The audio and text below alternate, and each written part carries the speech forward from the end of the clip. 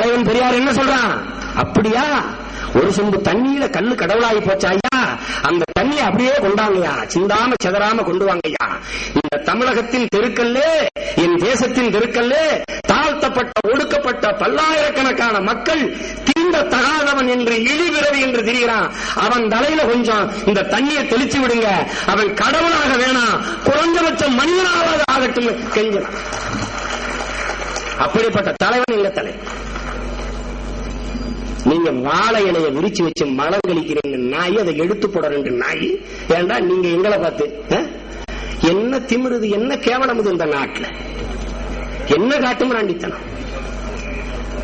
கடவுள் இல்லைன்னு சொன்னா உனக்கே பட்டுக்கிறது. ராமனை வஞ்சாடா, அவன் நல்ல அப்பனுக்கு பிறந்திருந்தா ராம என்கிட்ட வந்து கேட்கட்டும்டா, அதை என்கிட்ட வந்து உனக்கு என்ன பட்டுக்கிறது. ராமகோபாலன்னு நான் ஐயான் தான் சொல்றேன். உங்களை வஞ்சா நீங்க என்னை வந்து வழக்கு போடுங்க, கேஸ் போடுங்க. ராமனை வந்தவனுக்கு ராமன் போறதில்ல, இங்க ராமனுக்கு போன ஒருத்தன் மேல வழக்கு போட வரேன். அவனுக்கு அப்புறம் டேய், கடவுள் உன்னை படைச்சார் நீ நம்பினா, என்னையும் படைச்சார் நீ நம்பினா, அந்த உலகத்தை படைச்சார்னு நம்பினா, அவன் தான் எல்லார் தலையிலையும் எழுதி வைக்கிறான். அவன் அன்றி ஒரு அணுவை அசைகிறது இல்ல, ஒன்னும் நடக்கிறதுல புடுங்கிறது இல்லை. நீ நம்பினா அந்த வெண்ணதாண்டா என்ன இல்லை இல்லைன்னு ஒரு ரூபா பேசுன்னு எழுதியிருக்கான், என் தலையில எழுதியிருக்கான். அவன் தான் எழுதியிருக்கான். எல்லாம் விதிப்படி, எல்லாம் கர்மாப்படி, அவன் அன்றி ஒரு அணு அசையாது. தூண்ல இருப்பார், துரும்புல இருப்பார். தூண்ல இருப்பார் உங்க கடவுள், துரும்புல இருப்பார்ல உங்க ராமரு. அப்புறம் என்ன மைத்துக்கடா, பாபர் மசூதி இடிச்சு விட்டு கோயில கட்டுறீங்க, எந்த இடத்துல கட்டுங்கடா? எங்கேயும் இருப்பார்லடா, எங்கேயும் இருப்பார்லவா, எங்க ராமநாதத்துக்கு வா, ஆயிரக்கணக்கான இடம் பொட்டலா கிடக்க ஒரு இடத்த கட்டி. அப்ப என்னது, தூண்ல இருப்பார் துரும்புல இருப்பார்னா ஒவ்வொருத்தனையும் சுத்தி நிறுத்துற துப்பாக்கிறாவே இருப்பானாடா உங்க கடவுள்? சொல்லு பாப்போம், என்னது கதை? என்ன கேவலமான ஒரு சிந்தனை, ஒரு போக்கு. கடவுளை வெஞ்சா உனக்கு என்ன பிரச்சனை?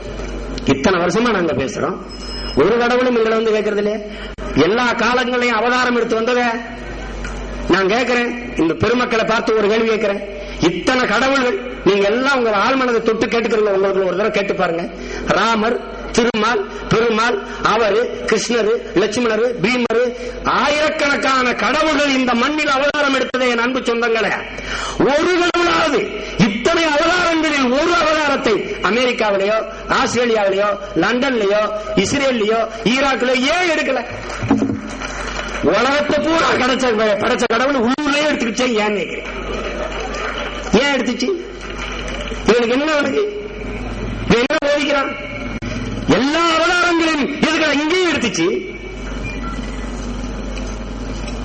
சேது சமுத்திர திட்டத்தில் இன்னைக்கு என்ன சொல்லி தடுத்து வச்சிருக்கிறான்? ராமர் பாலம். அறிவார்ந்த சமூகம், 21ஆம் நூற்றாண்டில் நிற்கிற ஒரு சமூகம், இந்த தேசம், இந்த மக்கள், இதை நம்ப முடிகிறதா? நீங்க உண்மையிலேயே கல்வியாளர்கள் தானா? உண்மையிலேயே நீங்க படிக்கிறீங்களா? அறிவு இருக்கா உங்களுக்கு? என் அன்பு சொந்தங்களே, கடலுக்கு மேல, நீர்மட்டத்துக்கு மேல தெரிகிற மண்ணெடு தீவு, தனுஷ்கோடி, ராமேஸ்வரம், இலங்கை, கச்சத்தீவு, தீவு, இந்த மாதிரி பல தீவுகள் இருக்கிறது. கடலுக்கு மேல இருக்கிற மண்மேடு, கடலுக்கு உள்ளே இருக்கிற ஒரு மண்மேடு தான் இவங்க ராமர் பாலம் இருக்கான். நான் உங்களுக்கு ஒன்று சொல்றேன். பிரிட்டிஷ்காரன் இந்த நாட்டை ஆளுகிற போது அதை ஆடம் பிரிட்ஜ் எழுதி வச்சிருந்தானே, அப்ப இந்த ராமர் பாலம் கேட்கிற இந்த சுப்பிரமணிய சாமி, இந்த பாரதிய ஜனதா, இந்த இந்து முன்னணி, இவங்க எல்லாம் அன்னைக்கு இந்த ஏன் அந்த வெள்ளக்காரன் இது நோ இது நாட் ஆடம் பிரிட்ஜ், இது ராமர் பாலம்னு ஏன் சொல்லல? சொல்லி இருந்தா என்ன நடக்கும்? எல்லா பேரையும் கொக்கூரி சுட்ட மாதிரி சுட்டு போட்டுருப்பான். எங்களுக்கு வேலை மிச்சமா இருந்தது. அவன் கேட்கல. அன்னைக்கு நான் ஆடம் பாலம் சொல்லும் போது நீ கடிதா இருந்த, ஏன் அப்ப ராமர் பாலம் கேட்கல? ஏன் கேட்கல? ராமர் பாலம் ஏன் ராமர் பாலம் கட்டணும்? நீங்க வாங்க, மாலத்தீவுக்கு என்னோட 2000 தீவுகள் இருக்கு. இதை கூட ராமர் பாலம் சொன்னாலும் சொன்னாங்க. 2000 தீவு. உன் அன்பார்ந்த பெருமக்களை, மனிதர்கள் நாம கட்டிய பாலம் கடலுக்கு மேல இருக்கு. கடவுள் கட்டின பாலம் எதுக்கு கடலுக்கு உள்ள போச்சு? வெளியில இருந்திருக்கணும். கடவுள் அவ்வளவு சக்தி குறைவானதா? ராமர் கட்டின பாலம் இருந்த எங்க ஊர்லாண்ட தனுஷ்கோடின்னு ஒரு நகரமே இல்லாம கடலுக்குள்ள போயிடுச்சு. பாலம் இங்க மயிலா அப்படிங்கு ராமர் கட்டின பாலம். அதுக்கு சக்தி இருந்தா காப்பாற்ற வேண்டியதானே? எதுக்காக பாலம் கட்டினாருன்னு சொல்லுங்க. எது கட்டினாரு? இலங்கைக்கு போறதுக்கு ஒரு பாதம் இருக்கு.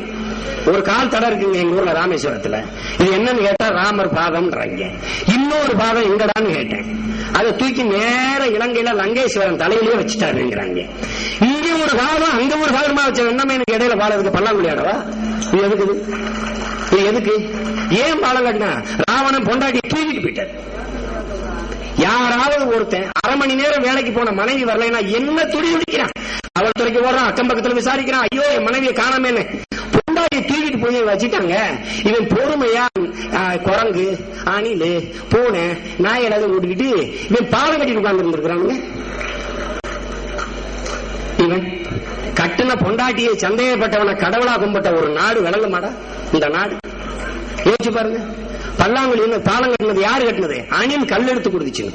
அரை அரிசியை எடுத்து குறிக்க அல்லாடுற அணில் அது கல் எடுத்து கொடுத்துதான் அவங்க கடவுள் பாலம் கட்டுற நிலைமையில இருந்தாலும் அவனுக்கு என்னடா சக்தி இருக்குது?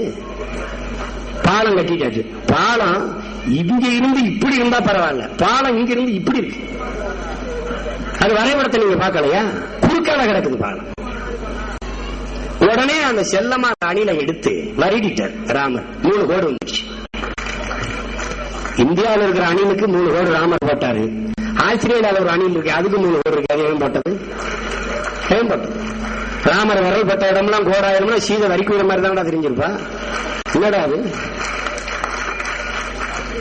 இதையெல்லாம் நாங்க சிந்திச்சு பேசிட்டா இந்து கடவுள்களை வைக்கிறாங்க. இது கடவுளா? இது கடவுளா? என்ன நான் கேட்டேன். 60,000 பொண்டாட்டி கட்டி 6000 வருஷம் வாழ்ந்தாரு யாரு? 6000-7000 வருஷம் வாழ்ந்தாரு தசரதன். அதுக்கப்புறம் ஏன் வாழல? ஏன் வாழல? 60,000 பொண்டாட்டி கட்டி ஒருத்தன் வாழ்ந்தாங்கிற ஒரு கதையை எழுதி வச்சு அவனுக்கு ஒரு மகன் நீங்க எழுதி வச்சு அவன் கடவுள்னு சொன்னீங்கன்னா எப்படி ஒரு அறிவார்ந்த சமூகம் நம்பு? நான் என்ன கேட்டேன்? ஒரு பொண்டாட்டி வச்சு ஒழுங்கா வாழ்றவனுக்கே இல்லாத நோய்கள்லாம் வந்துருது.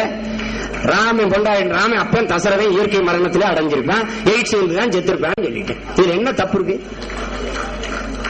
என்ன தப்பு இருக்கு சொல்லுங்க? இது என்ன பிரச்சனை? எதையுமே நீ பேசாத. பார்வதி என்ன சொல்லிட்டேன்? பார்வதி பிள்ளையார் எப்படி பிறந்தது? நான் அந்த கதையை சொல்லல, நீங்க சொல்லுங்க. இதையே நீங்க சொல்லுவீங்க. ஒரு நல்ல இந்து உண்மையிலே ஒரு நல்ல பக்திமானா இருந்தா ஏதாவது ஒரு பொது மேடையில சிவலிங்கம்னா என்னன்னு பேசிருக்கடா. நான் அதுல இருந்து நான் பேசுறேன். இந்த தேசத்துல சிவலிங்கம்னா என்ன, லிங்கம்னா என்ன, சிவலிங்கம் கும்பிடுறீங்களே என் அன்பான பெருமக்கள், என் தாய்மார்கள் அதுக்கு பால் ஊத்தி பூவை போட்டு விழுந்து கும்பிடுதுல, அது என்னன்னு மட்டும் நல்லா அப்பனுக்கு பிறந்திருந்தா நீ ஒருத்தன் ஒரு மேடையில சிவலிங்கம்னா இதுதான் அதை மட்டும் சொல்லிடா. இனிமே நான் இந்து மதத்தை பத்தி விமர்சிச்சேன்னா நான் என்னை செருப்பு கட்டி அடிக்கிறேன். சொல்ல முடியுமா? உன்னால சொல்ல முடியுமா? என்னது? என்னடா கேட்கிறான் அந்த தலைவன்? கடவுளுக்குன்னு ஒரு கதை எழுதி வச்சீங்களடா, கொஞ்சம் கண்ணியமா எழுதி வைக்க கூடாதான்னு தான் கேட்கிறேன். வேற என்ன கேட்கிறேன்? எங்க ஐயாட்ட போய் கேட்கிறாங்க, ஐயா கடவுள் இல்லையா? 10,000 பேர் இவ்வளவு மக்கள் நம்புறதுக்காகவாவது ஒருத்தன் இருந்து தொலைச்சிருக்கலாம்டா அப்படின்றாரு. என்ன நீங்க இவ்வளவு பேர் இருக்கிறீங்க, இவ்வளவு அறிமுக பெருமக்கள் இருக்கிறீங்க, நான் ஒண்ணும் கேட்கல. இத்தனை அவதாரங்கள் இவ்வளவு கடவுள்கள் இருந்து இந்த பூமியில் விளைந்தது என்ன? நீங்க எல்லாம் அறிவியல் படிக்கிறீங்க, புவியியல் படிக்கிறீங்க, வரலாறு படிக்கிறீங்க.